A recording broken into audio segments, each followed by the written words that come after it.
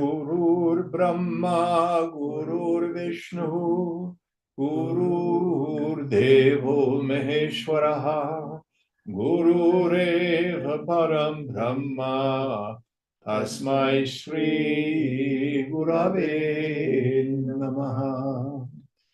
Chinmayam Vyapyat Sarvam Trilokyam Sacharacharam Tatpadam Darshitam Yena Tasmai Shri Gurave Namaha. Tvameva Mata Cha Pita Tvameva Tvameva Bandhuscha Sakha Tvameva Tvameva Vidya Dravidam Tvameva Tvameva Sarvam Mama Deva Deva Tvameva Sarvam Mama Deva Deva.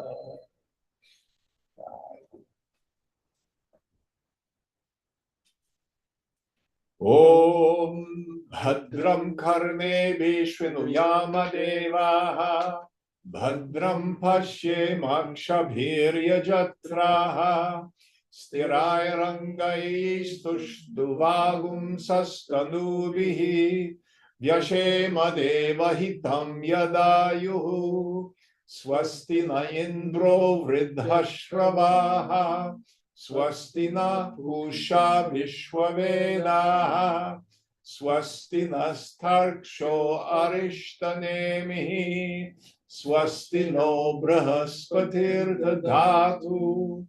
Om Shanti Shanti Shanti.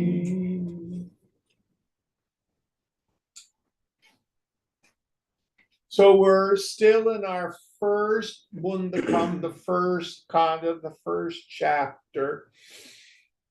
And what we've discussed so far, we've had the question, where did all this originate? Where did it come from? And our Rishi has answered, well, we have a Aparavidya, a lower knowledge, and we have a Paramavidya, a higher knowledge.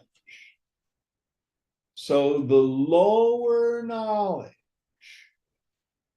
he then enumerates the Vedas, the 4 Vedas, and the various other studies such as grammar, astrology, etc.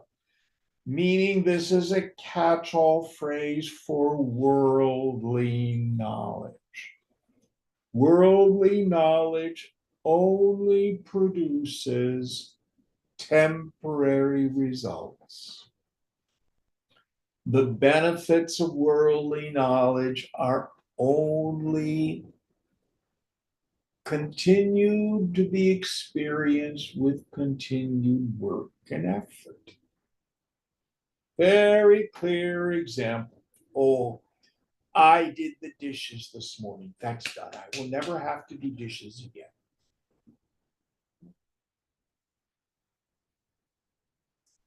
Do laundry once. No, you got to keep doing it.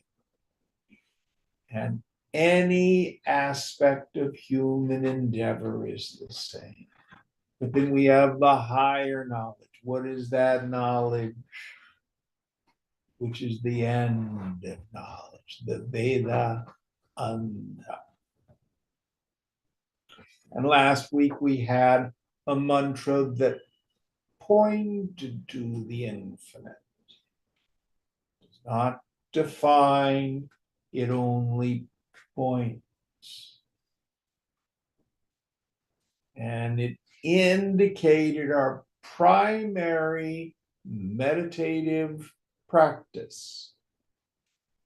Drishya vivek, the discrimination between the seer and the seen, between the self and the not self.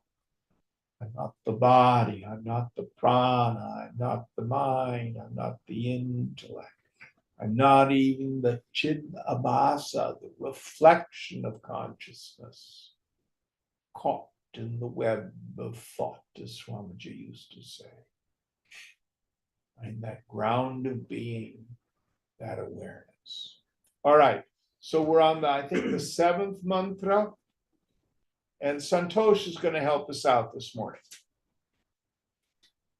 Yatornanabi srijate ghnate cha yata prithviya moshadayah sambhavanti yata satah purushat keshalomani tataksharat sambhavatiha vishvam. As the spider projects and withdraws unto itself the web, as the herbs and plants sprout out from the earth, as hairs grow on the head and body of a man, so from the imperishable comes out the universe here. So what is the relationless relationship between the infinite, the higher knowledge, and this lower, this phenomenal world? Now, in the Semitic religions, the great metaphor we find in the Psalms of David, you are the potter, I am the clay. So with that metaphor, we have the 3 elements of creation that we normally think of. Vedanta breaks it down into 3. So there's a material cause, there's an instrumental cause, and an efficient cause.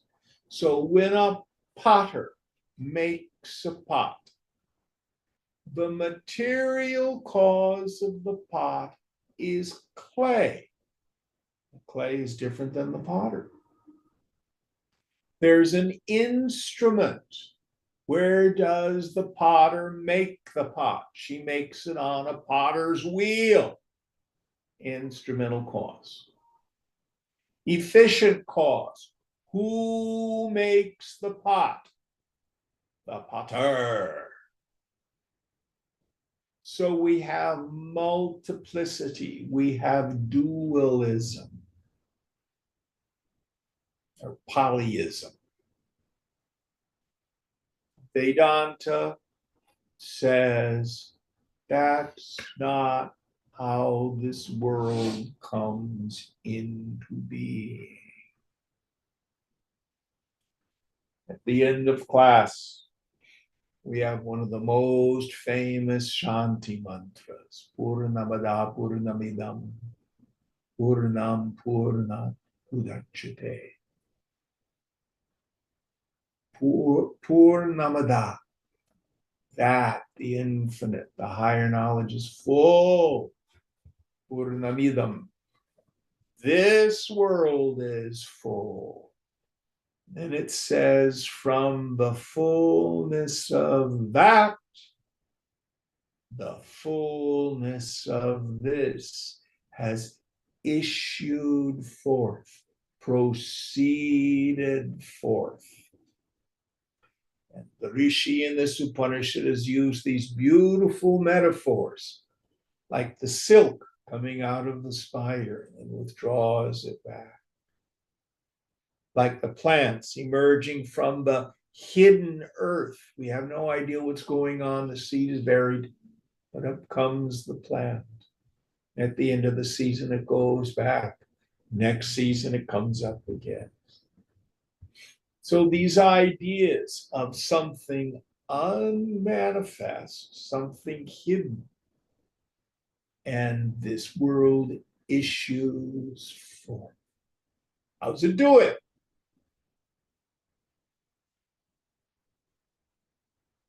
We need to then understand an important word in Sanskrit, in the tradition, sankalpa. Almost untranslatable word.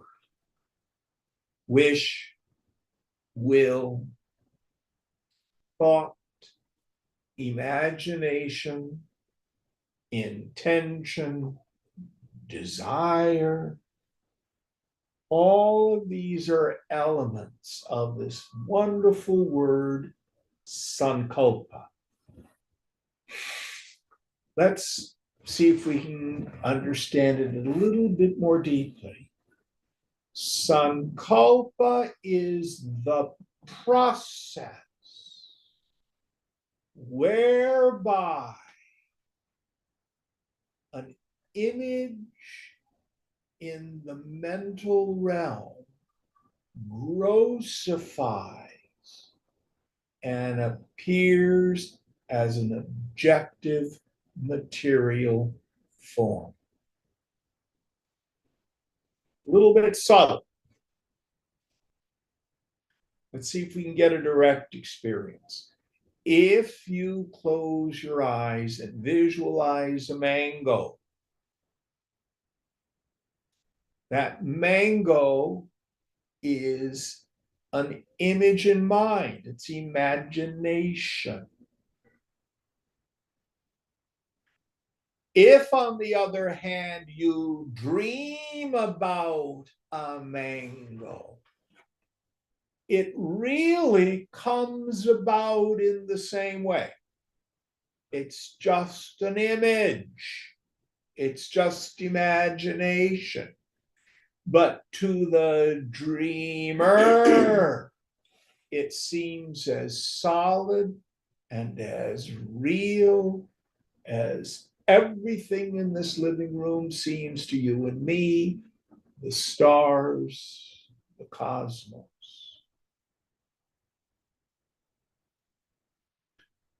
So what the Upanishad is saying is, out of consciousness itself proceeds, emerges this phenomenal world. So when you visualized a mango, where did it come from? You didn't have to have a little bag of mangoes that you stuck in your ears in order to imagine. It's the mind itself which appears as mango. Now, we have two layers of sankalpa going on.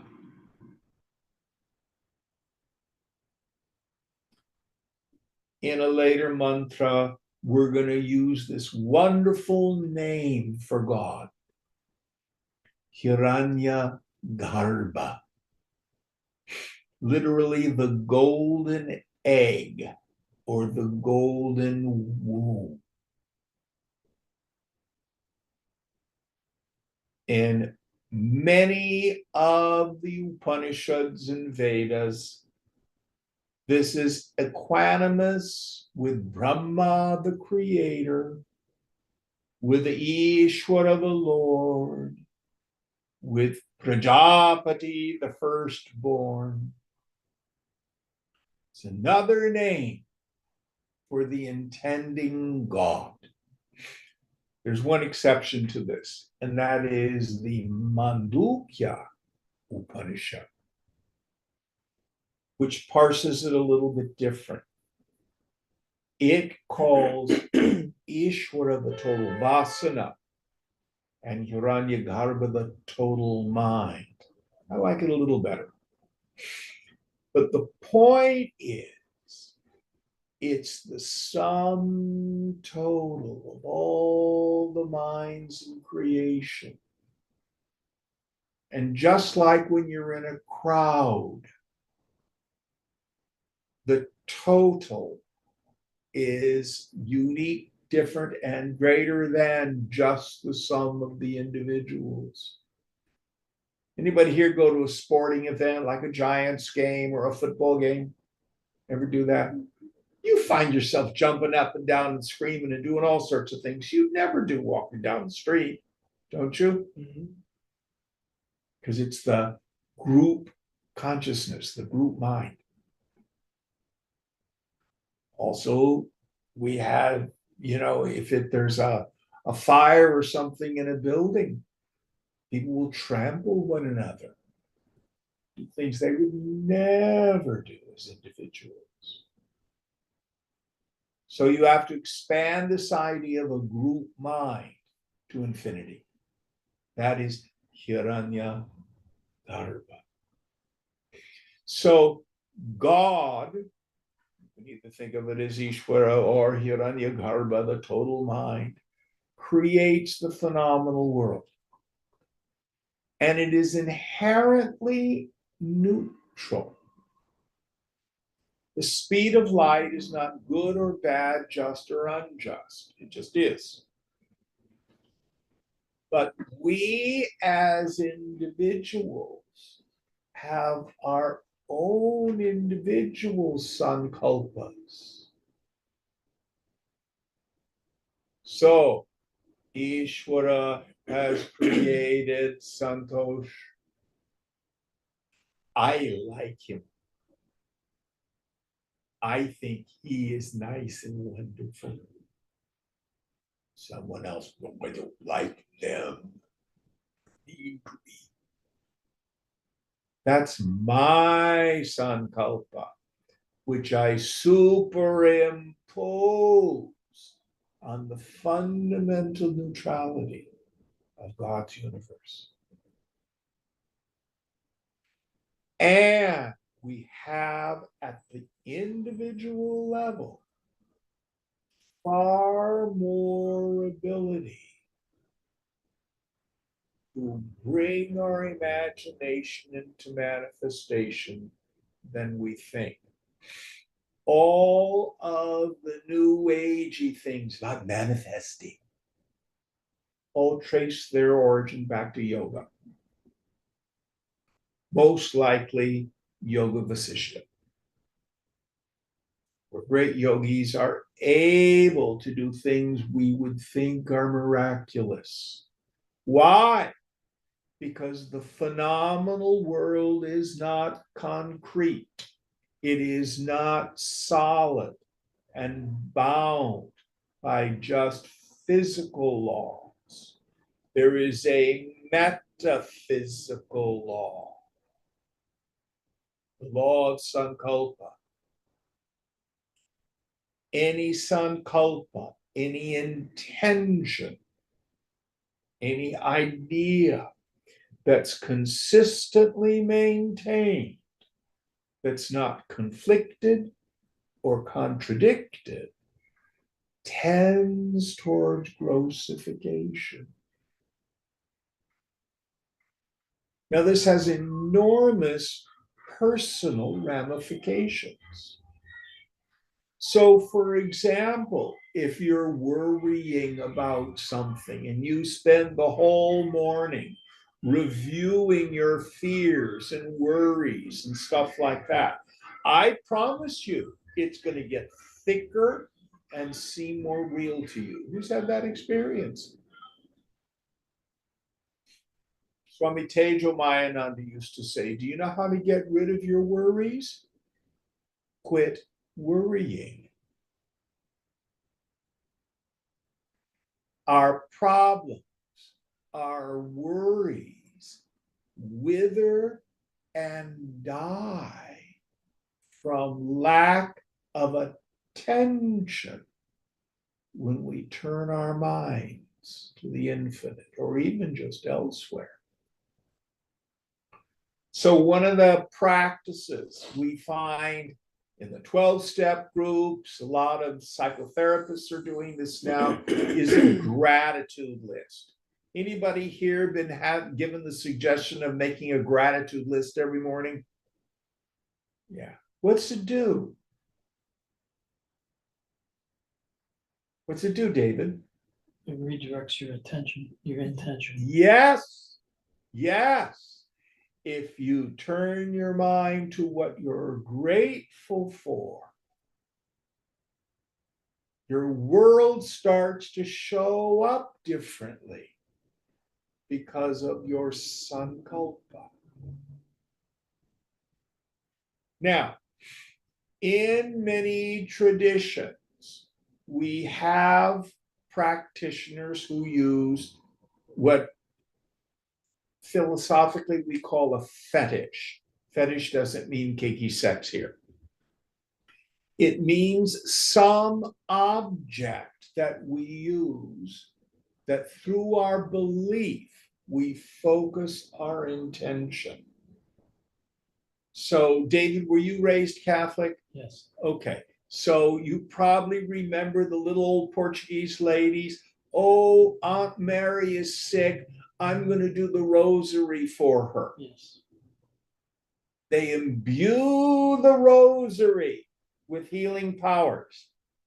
I have yet to meet a Hindu who does the rosary for healing. Does that mean they're left out? No. But in the Hindu culture, you start a business, you install the Murti of Lakshmi, you get the Pujari to come, he does a Lakshmi Puja. Why? I want to make money. But Franciscan monks don't do Lakshmi Puja. What's going on? The Hindus have understood the basis of this law. If the rosary helps you focus belief, it single points your sankalpa. If you believe, and the pujari believes, that invoking Lakshmi will make you wealthy, there's the possibility of it. Remember, the sankalpa must be consistently maintained without contradiction or conflict. So you do a sankalpa in the morning, and then 2 hours later, I wonder if it worked. What's that? Doubt. It's conflicted.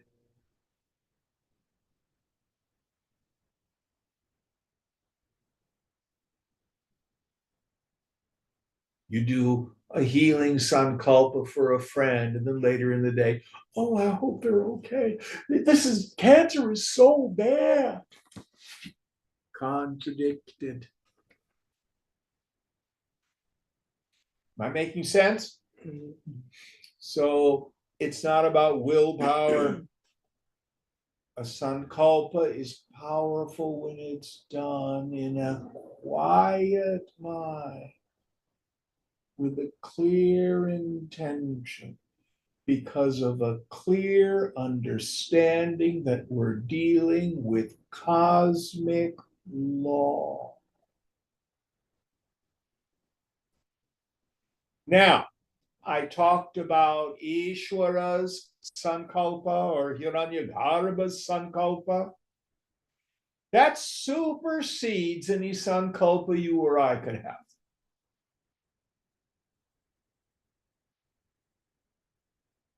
I had a fellow came and sat there. This is maybe 5-6 years ago. He was reading a book about the yogis in the Himalayas. They live 400 years. Oh, I want that.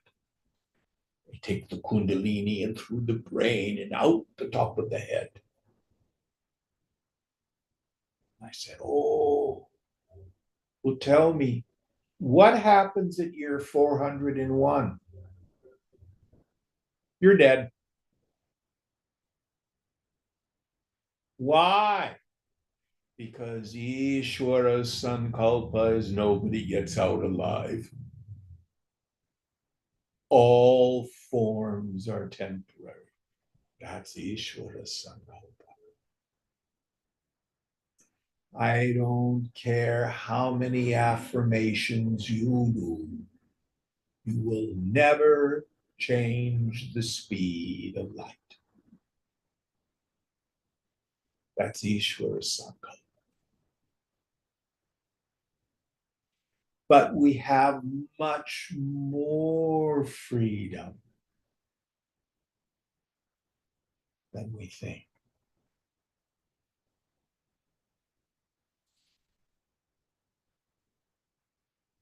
So here is the corollary to the law of Sankalpa. I call it the law of the third eye. The third eye is kind of like the light on a miner's helmet, or if you have a headlight on your biker's helmet, if you ride a bicycle. Anybody here have a bicycle helmet with a light on it? So, you turn your head, the light moves. Whatever you look at, you're going to think about. I don't mean just physically. Wherever you place your attentive faculty, you will think about. Whatever you look at repeatedly, you will think about repeatedly. Repeated thought becomes habituated thought. Habituated thought sinks into the subconscious, the unconscious, and becomes the law of my life.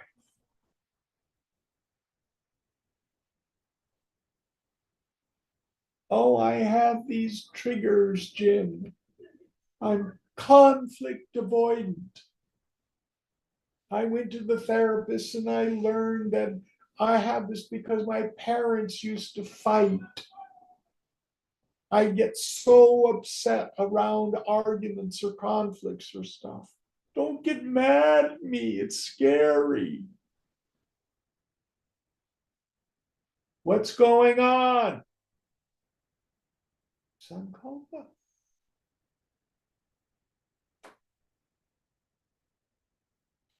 And it is to a large degree, not completely always, changeable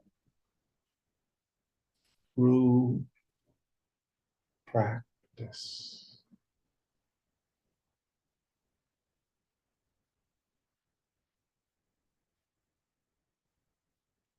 So one of my favorite sutras in the Yoga Sutra of Patanjali, in the second chapter, the first sutra, tapas swadhyayeshvara pranidhana kriya yoga. Austerity, self-examination, trustful surrender to God is called yoga in action. What do? Well, we take the middle part first, the swadhyaya. In the Raja Yoga tradition, it means an inventory of my psychological states, my character assets, and my character challenges. Challenges we call kleshas. A klesha is an affliction or a dosha, a defect. What are we talking about? Fear is probably the biggest one. Self-centered fear is the activator of most of my character defects. Selfishness, I need to get what I want. My dishonesty. I don't mean just cash register honesty. I mean when I fool myself, when I hide a negative motive underneath the good one.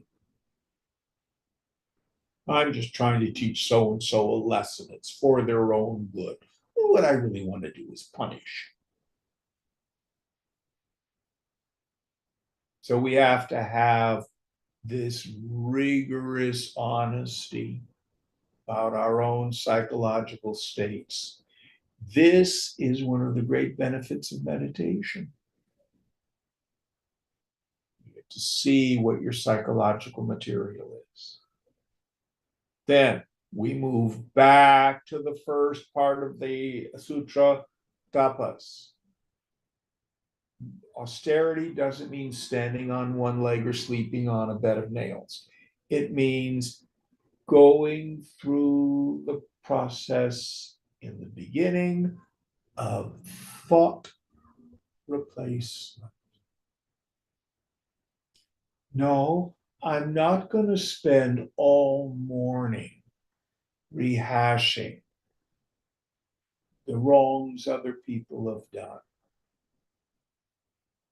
the negativity of the world, the terrible politics. I'm going to turn my mind towards the infinite. That's too hard. Turn my mind towards seva, helping another. This is difficult. And what we do is we ask for God's help.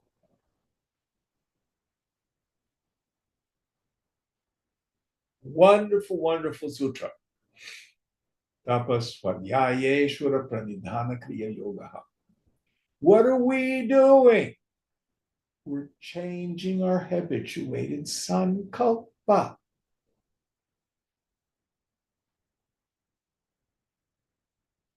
So the world is not created the way a potter creates a pot. The world is created. It issues forth. The mind of the infinite, the cosmic mind, the total mind, Hiranyagarbha, the golden egg or the golden womb.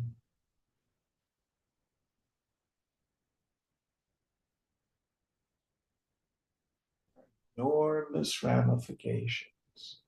The whole universe is just vibration held together by thought.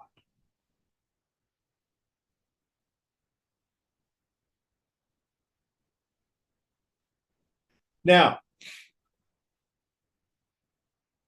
we're going back almost 55, 60 years. Before I met Swamiji, I spent 7 years in a Western metaphysical tradition, and part of that tradition was to learn to do spiritual healing. We didn't call it Sankalpa, but that's what it was. And we called it prayer therapy, but in the prayer therapy class that I took, we did this experiment. You got 3 pie tins, and you soak some paper toweling and you put that on the bottom. And then you put sprouts. It could be mung beans, it could be alfalfa, stuff like that. Then you covered it with another wet paper towel. You watered them every day. But what you did, the first one was your control. You didn't think anything about it. Then the second pan, you praised every day. Your great seeds, you're going to grow and be full of life and vitality. The third one, you cursed. You're bad seeds, you can't grow, you're stupid. Try it. Then after a week or so, you take off the paper towels and see the power of your mind to affect the phenomenal world. It's amazing. And if our word, our intention can do that to a bunch of sprouts, imagine what we do to our children. You walk in the supermarket, you see some frustrated mother screaming and yelling at a child. And even more importantly, oh, why did I do that? I'm such a jerk. How could I do that? I'm the most horrible person in the world. There's something wrong with me. Who's ever had ideas like that? Now, here's another way to frame it. God answers every prayer with yes. So if your prayer is, I live and move and have my being in thee, O Lord, as the Hebrew scripture says, it's a beneficent world that conspires for my well-being if I let it, which is one of mine. God goes, yes. But if, on the other hand, your thoughts are, oh, it's a scary world. There's so much violence on the street. Be afraid. Oh, this is bad. We're doomed. We're doomed. God goes,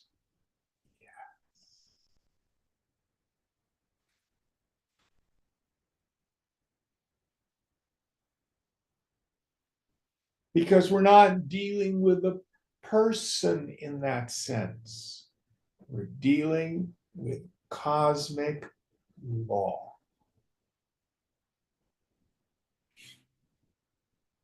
If you go up on top of a cliff and you have a parachute or a paraglider and you understand the laws of aerodynamics, you can jump off the high cliff and great old time sailing. But if you don't have a parachute and you jump off the cliff, gravity doesn't care. Do you understand that? Gravity is just a law. Sankalpa is just a law. It's not a physical law.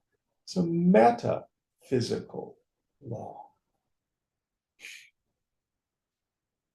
We as individuals reenact the cosmic creative process of the infinite to a smaller degree. This is the deep meaning of the Hebrew saying, we are made in the image and likeness of God. It doesn't mean God has 2 arms and 2 legs and a head. What is the nama? Name means nature of something, of God.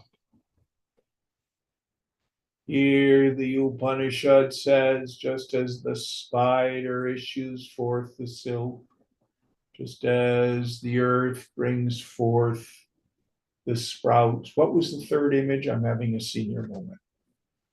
Hairs. Just as the hair grows out of your head, so also this whole universe proceeds from the infinite, issues forth from the infinite. How? Sankalpena, by means of sankalpa. Now, we not only want to change our relationship with our mind. I am not my thoughts. I am not my feelings. But a yogi begins to understand that your thoughts are things and they have wings. So the yogi also begins to pay attention to the content of their thought life.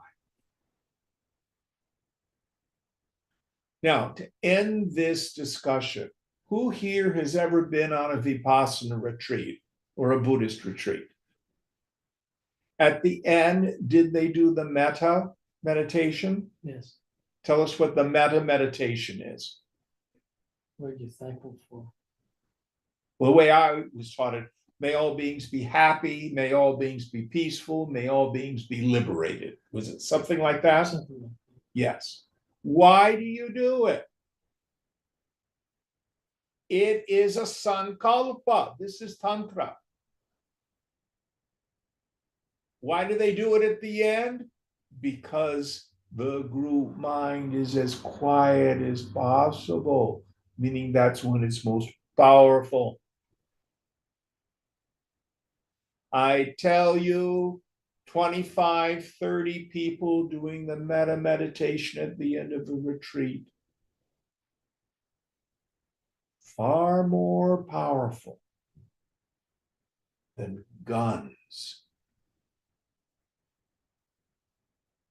Fighting for peace is a contradiction in terms.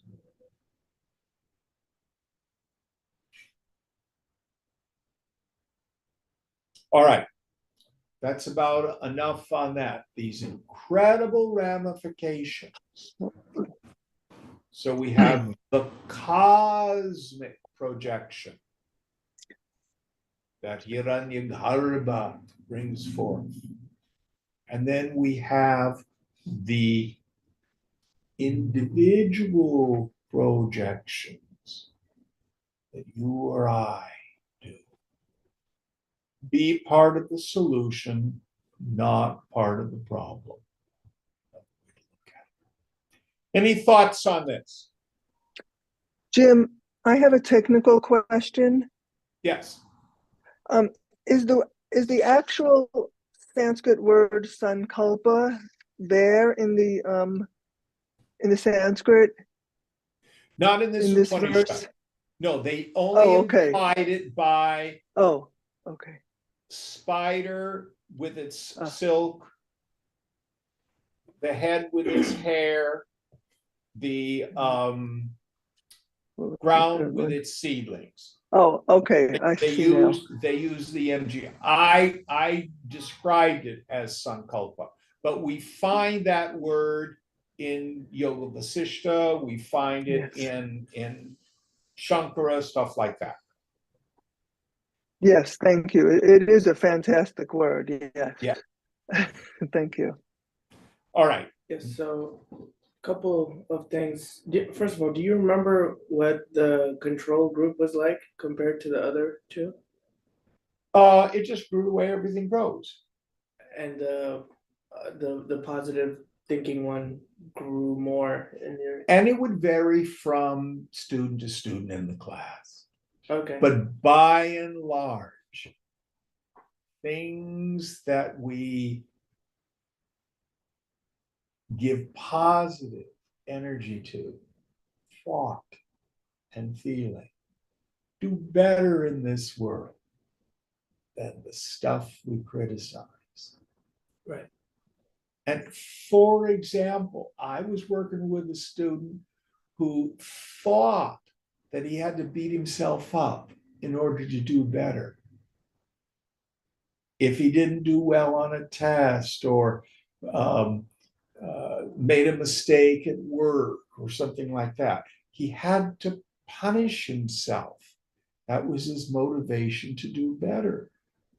And it's crazy. But how many of us do that?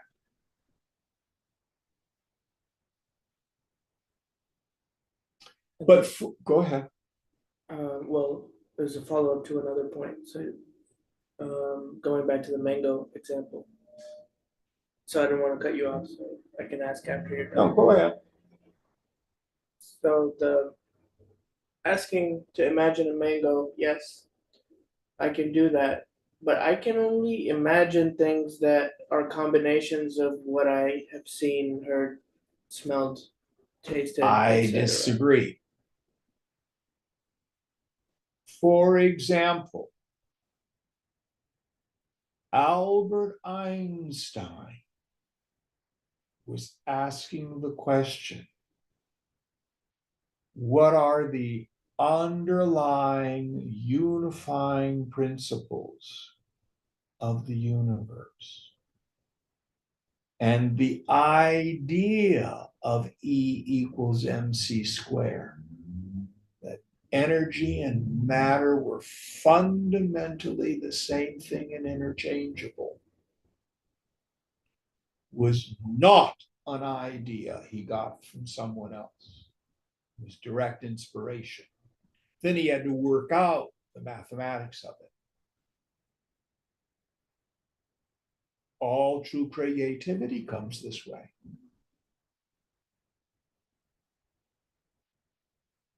Does that make sense? Spontaneity. Well, they're in the mind of God, if you will. Many great musicians or artists or poets will have the feeling, I think the modern new agey word is channeling. Something came through me.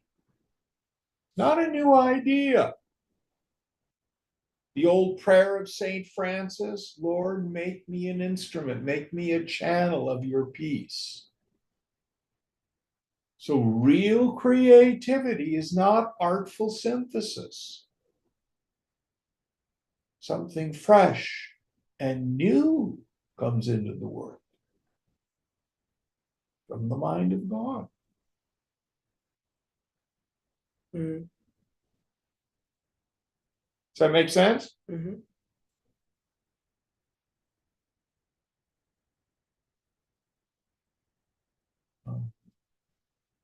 Good question. Good question. Now, much of our imagination is just that. It's the reorganization, the memory of things we've already experienced.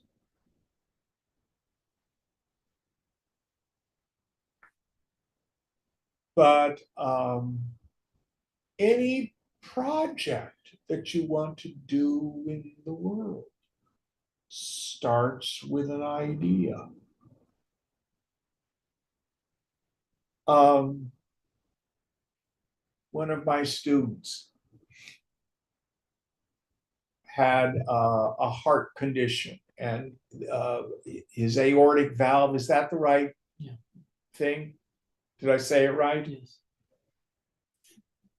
Decades ago, they were going to repair his aortic valve. So they cut open his chest, went in there and put in a new valve. Who would have thought you could do that? It started with an idea and then a lot of experimentation.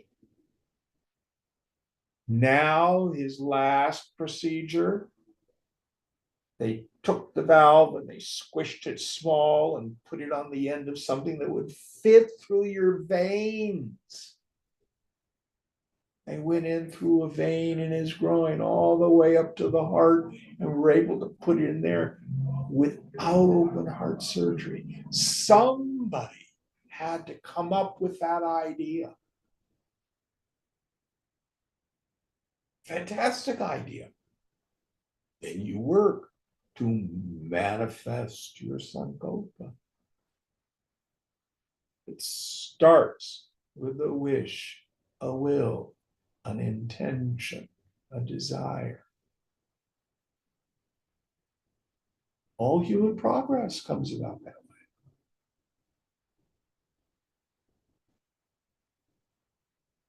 All right, next mantra.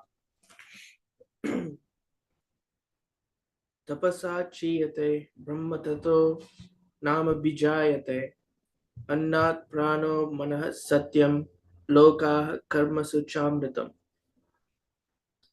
In brooding meditation or continuous thought, tapas, the total creative urge, Brahma, swells with the very joy of creation. From him, food is produced. From food, the prana, the mind, the bhutas, the worlds, and in the karmas, their fruits are produced. So here he expands this, and the word he used here is tapas. Tapas is heat, almost always translated as austerity. And how does Swamiji translate it? Brooding meditation? or continuous thought. Yes. Sankalpa again. This is how the infinite brings forth the entire creation. The world is not created the way a potter creates a pot.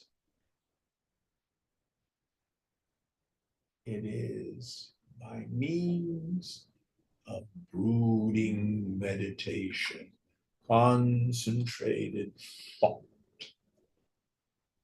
Now, Brahma, the creator, Prajapati, Ishvara, Hiranyagarbha, whatever name you give it, has a relatively infinite capacity for concentration. You and I, not so much.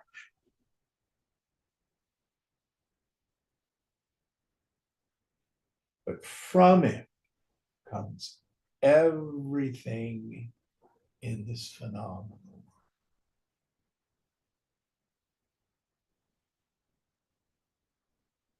Everything. Sarvam Kalvidam Brahma. This is one of my favorite maxims from the Chandogya Upanishad. Sarvam Idam. All this means the phenomenal world. Kalu, verily, is God. It's Brahman. And in the end, God never really leaves its nature. Satchidananda Rupaha. It's all pure existence, pure consciousness, and bliss absolute. Names and forms appear only as imagination. Brahma Satyam Jagam Mithya. Brahman alone is real. The Jagat, the Nama Rupa, the names and forms are Mithya, illusions. It's a virtual reality.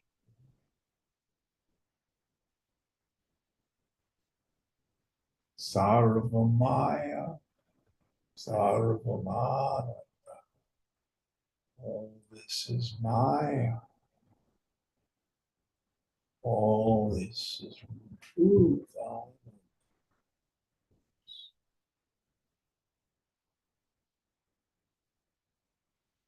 So we start, there's a practice implied here, endeavoring not to get caught up in this secondary sankalpa process, my likes and dislikes. Just let the sensory data be, let it pass through. I'm fond of Shankara's image of a wicker basket and water being poured in. It just comes through. Or a modern day example, a colander. You put the veggies that you're going to wash in the colander and you put it under the faucet and the water just goes through. So we let sensory data just pass through without grabbing onto it with my reactivity of raga, dvesha, cha. I must have this. This is terrible. Let it be. And we find the world starts to appear differently to us. When I quit superimposing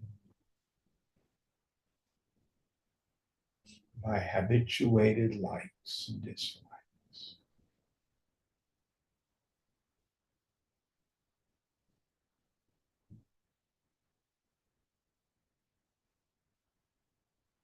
Now, there's a implication of some of this in the Hebrew scripture. So in the beginning, there was void, and darkness was on the face of the deep, it says in Genesis 1:1. In many scriptures, certainly in the Hebrew scripture, water is a metaphor for consciousness. If you really look at what it says in Genesis 1:1, it says there was something there before creation.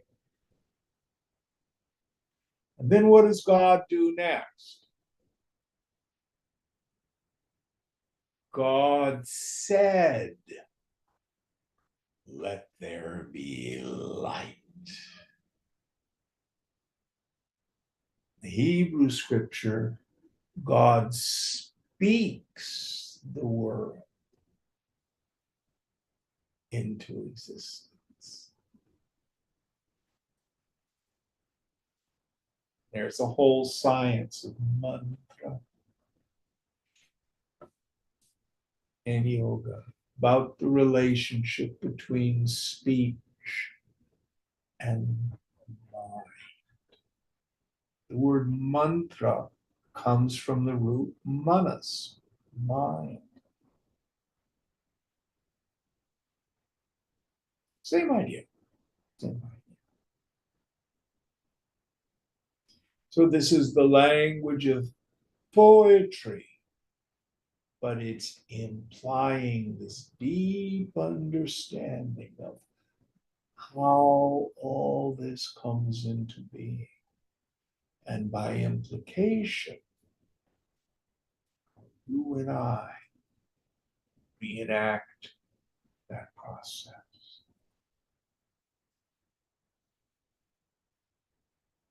Next mantra.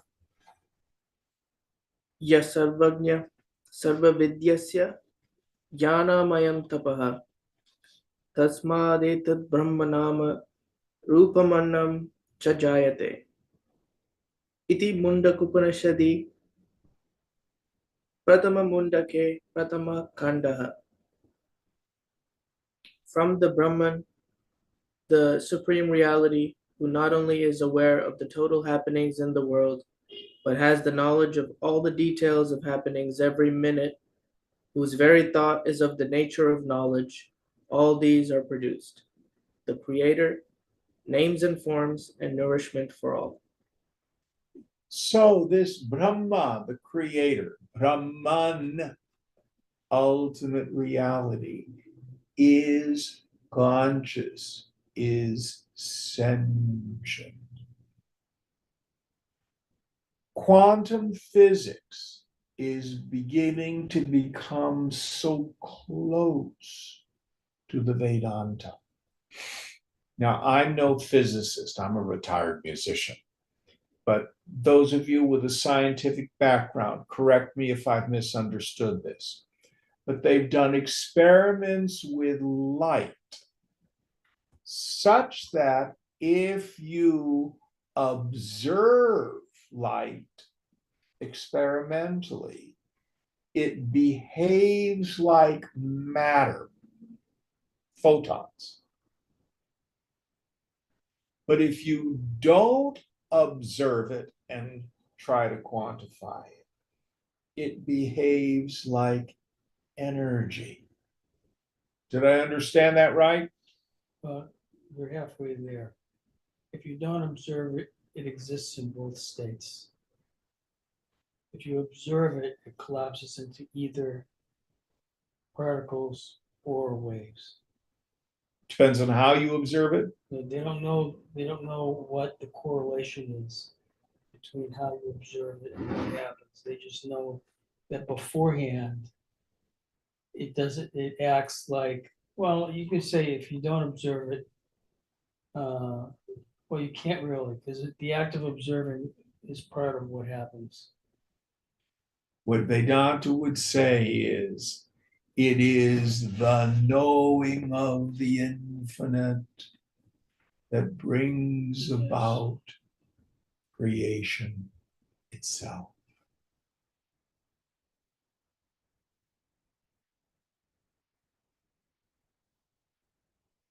Who's knowing? Brahman. But remember, I love the paradigm we get in Mandukya. It's a little bit broken down. So it says Ishvara is the total vasana, which is the potentiality of everything. And then stepping down one layer from Ishvara is Hiranyagarbha, which he calls the total mind. So it is the knowing in the total mind that brings the phenomenal world into being.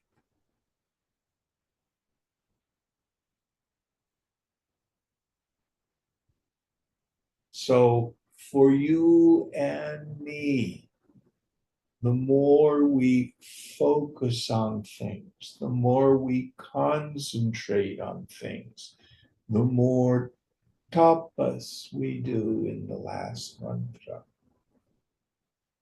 the more real they seem to us.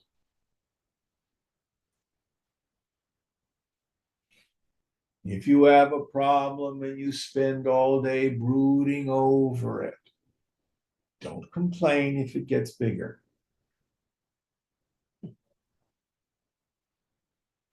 Our problems, our worries wither and die through lack of attention when we turn our minds to the infinite or to some positive endeavor or helping another person. Tapas, Swadhyaya, Ishvara Pranidhana, Kriya Yoga.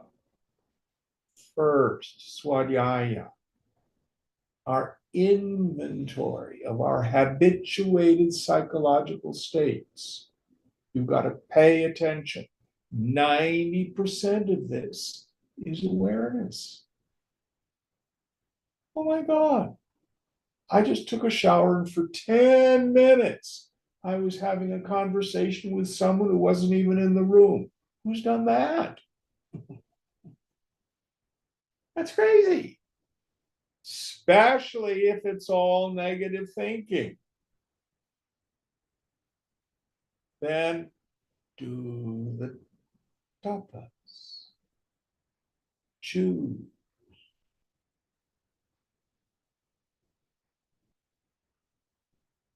With God's help. This is yoga in action. Kriya Yoga.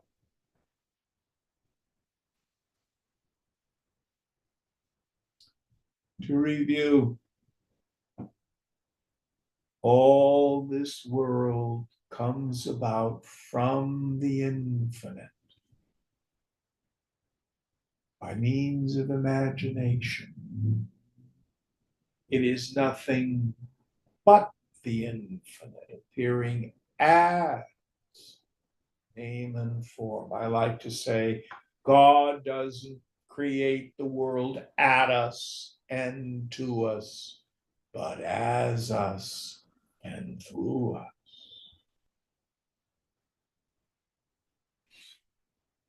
There's the initial sankalpa of the infinite, which is inherently neutral.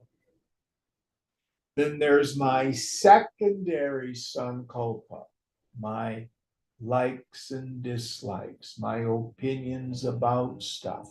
And then I start to add to the issue by the habituated content of my thought and feeling life.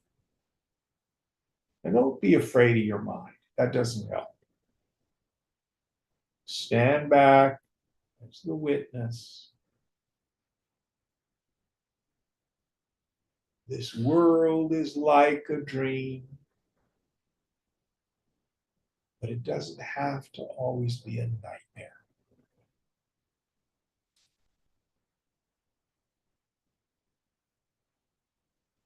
All right, we'll end here and we'll start on the second Mundakam next week.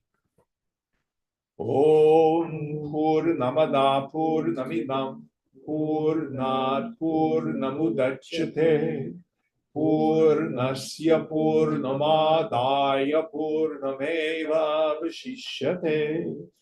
Om Shanti Shanti Shanti. Hari Om Sri Guru Pyo Namaha. Hari Om.